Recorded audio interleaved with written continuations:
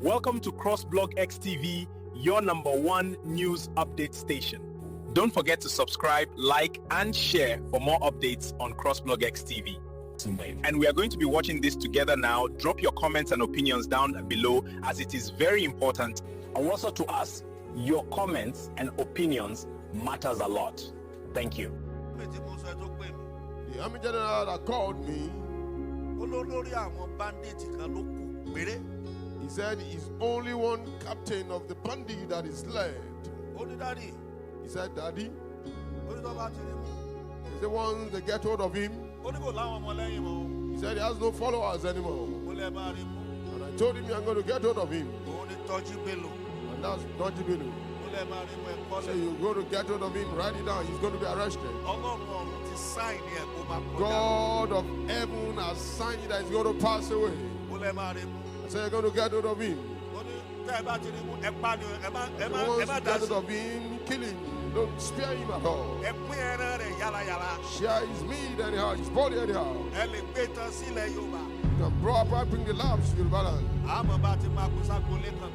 you're going to share it to individual families. We're going to give thanks to God. God that destroyed the counsel of the enemy in this nation. Don't you know how many souls, how many lives that they've killed and they've destroyed? Don't you know the volume of the pool of blood that has gone?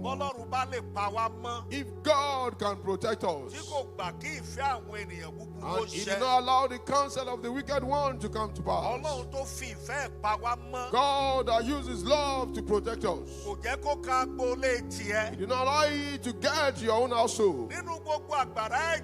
Among the volume of the pool of blood, there is none of the blood that came out from your own household.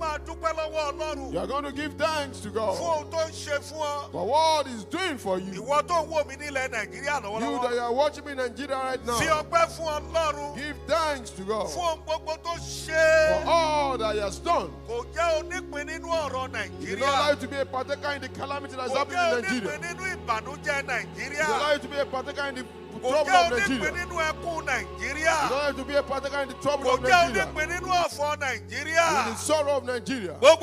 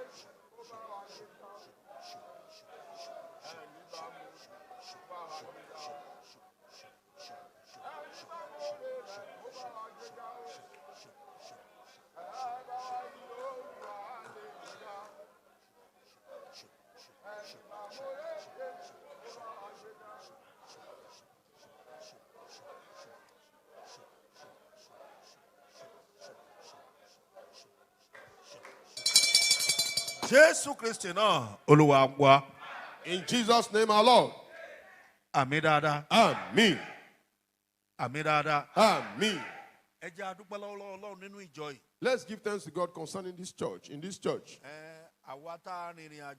we that were embarked on a journey to the mountain to seek the face of the Lord, I want us to give thanks very well.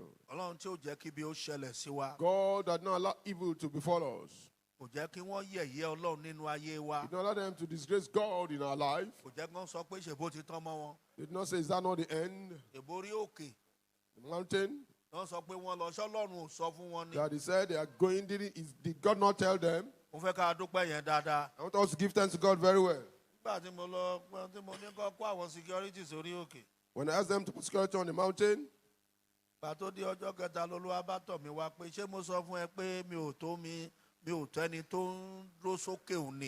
third day God ministered to me that am I not enough to take charge of the mountain? Am I not enough to take charge and to protect the mountain? Say, my son, no evil can come in here. I've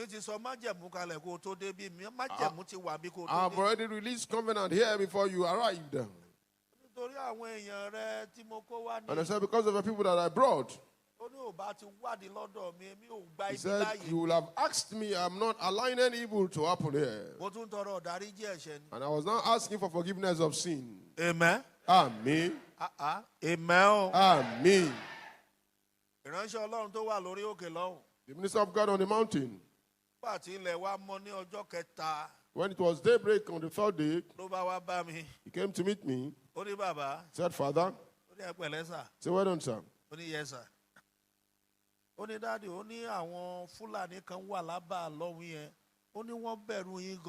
he said, there are some Fulanis in the alt over there. They fear you very well. They know that this mountain is the mountain of God.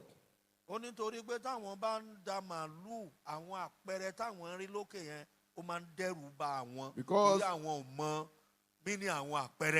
when they are moving their cows from one place to the other, the signs they only see on the mountain scare them. They see that mountain is not ordinary. Since they can hear the sound of the bell there, he's not giving them serious concern. He's giving them serious concern and they are afraid. And because of the fact that it's like the pastor that owns the mountain, that is not ordinary. Because of that,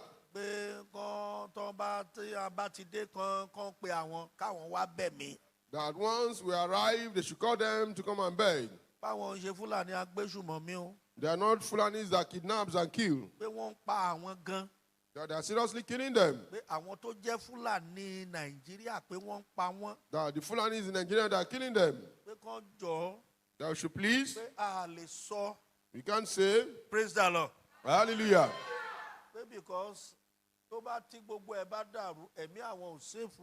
Because if there is chaos, they are not saved. They are the one that can save them. And I told Baba Adebayo to call them. And he called them.